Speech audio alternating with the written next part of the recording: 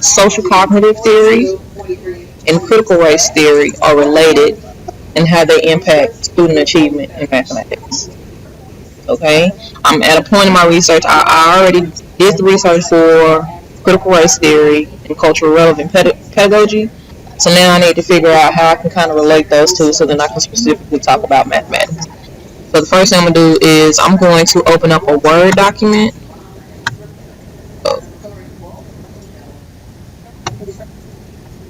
Give you another. How do you go to Word? I don't know what I did. Yeah.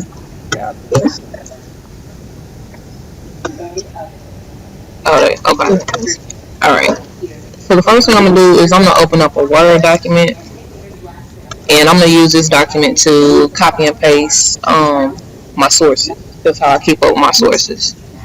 So I'm just going to title it Sources for Relationships Between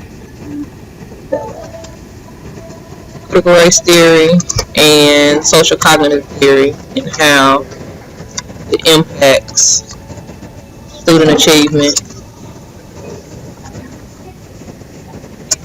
in mathematics. So I'll go back and edit this at the end, but I'm just going to basically copy and paste the APA site for the sources that I find. So I'm going to go to KSU library because I'm a KSU student.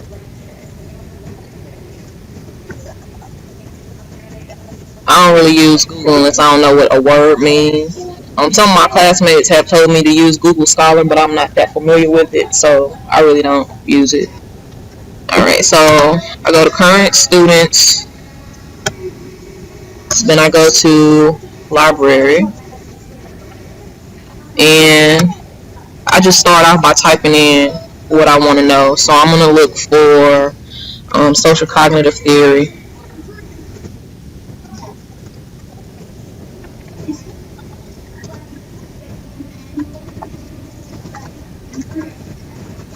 I'm only going to look up social cognitive theory in mathematics right now.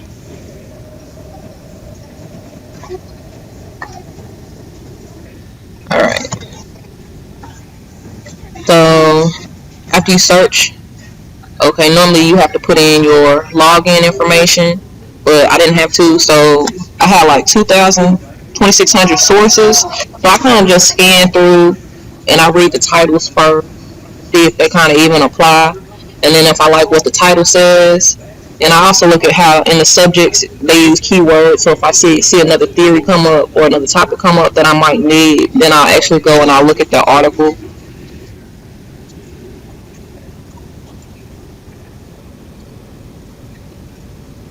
Alright, so let's say I use this first, article number 3. So I first go look and make sure that I can actually access the document, because sometimes in the library you can pull up a PDF or they may give you a link, and sometimes like I guess it says that the library has access to the record, but you have to do something. So, and I don't know how to access those. So if I don't have a PDF or a link, I don't use the source. So I go over to site, and even though I don't know if I necessarily want to use the article or not, I still just go ahead and copy the APA reference. So if I do use it, I already have that information. And then I just go back and type the information in the correct form, correct font and size and everything at the very end. So I just copy and paste that onto my reference sheet.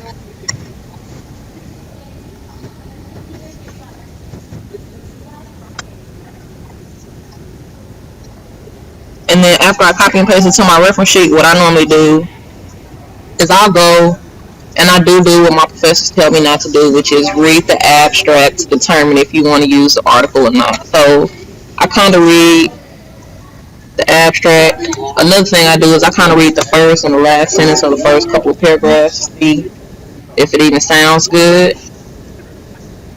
And because right now I'm only looking for sources, like I like this source, so what I would do is I would save it to my Dropbox.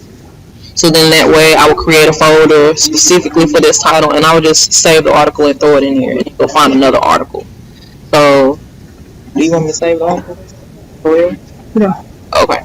Alright, so I saved the article and now I go back to my reference list or my result list, and then I just kind of scan. I'm really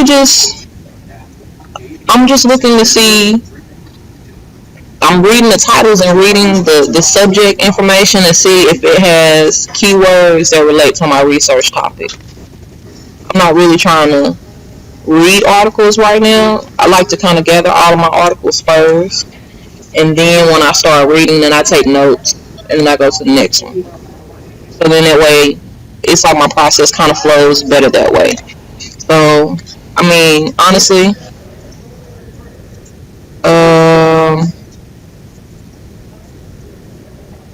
okay, so like I select this article again, and really my process doesn't change as far as I go and I read the abstract, and then after that, like this one doesn't say PDF next to it, so I go down, and sometimes there's a link, and so I will copy and paste this link, and even though sometimes they give us links down here, they don't always work.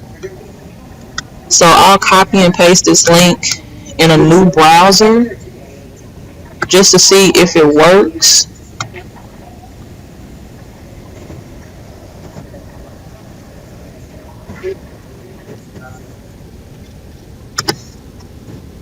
Alright, so I copied and pasted it, and this is what happened. So then I would go back and I would say, okay, my link is not working, so let me go back, at least try one more time, and it's this request this item through the intra-library loan, and I've honestly done this for like 3 other sources, and I filled in this information, and I don't know what happens next. I don't know if someone is supposed to email me back with an attachment for an article. I mean, I actually have done this process, and so I would fill in the information. You want me to fill the information? You don't have. Okay, well, I did fill in the information, and that was it for that. I never really got a response back from the library, so I don't know what happens when you get to a source like that. So, I mean, I like the source, but I don't even know if I'll be able to use it, so I just continue my process. So once I get a couple of articles that I like under this search topic, then I'll change it, and I'll just, instead of saying social cognitive theory in mathematics, I'll say social cognitive theory and critical race theory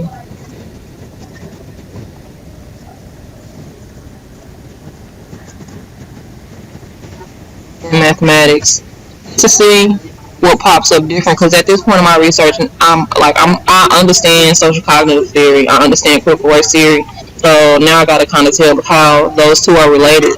I would love to find an article that just talks about those two, but I think that I'll probably just have to end up finding commonalities on my own. So same thing, I'm just going through reading topics.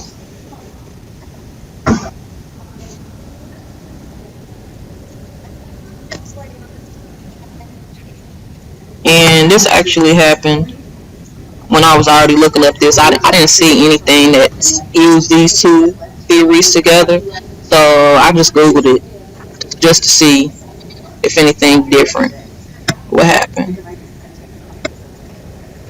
I don't really know how to access Google Scholar. I don't know if you type in Google Scholar, but I think I Google everything. Anything that I don't know, I'll Google it, but then I'll go double check it with something else just to see if it says the same thing. So I'll actually type in the same thing I had in my other search engine that was in the library's database. So social cognitive theory, critical race theory,